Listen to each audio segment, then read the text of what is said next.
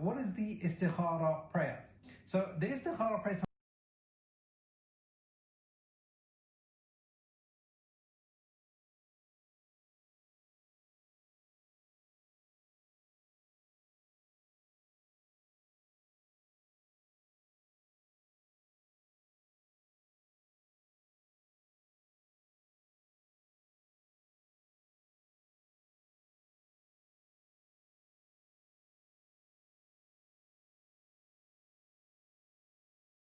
unsure of a matter.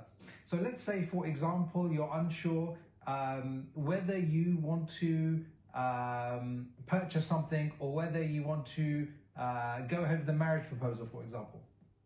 What you do is you pray 2 rak'ah.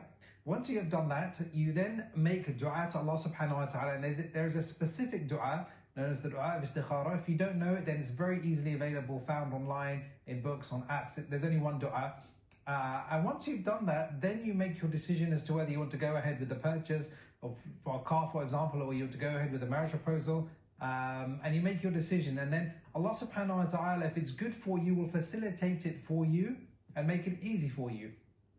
And if it's not, then Allah subhanahu wa ta'ala, you will find things happening in your life. So for example, let's take the marriage proposal example.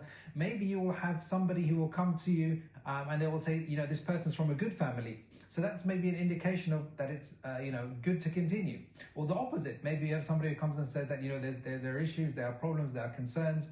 Maybe that's a sign of your istikhara that you shouldn't continue. Now, one of the things to bear in mind is that often we get asked, people ask me, will I see a dream? And the answer is no, not necessarily. You may not see a dream. It's not a definite sign as such that will happen. So don't rely on seeing dreams. But if you're still unsure after you prayed istikhara, of course, then you want to ask your family, your friends. You can always pray istikhara again. So you can wait a few days, weigh things up, speak to your close family, speak to your friends, think about it, and then pray istikhara again. There's no harm with that, and praying istikhara a number of times, no issue with that. And that's how you would pray istikhara, inshallah.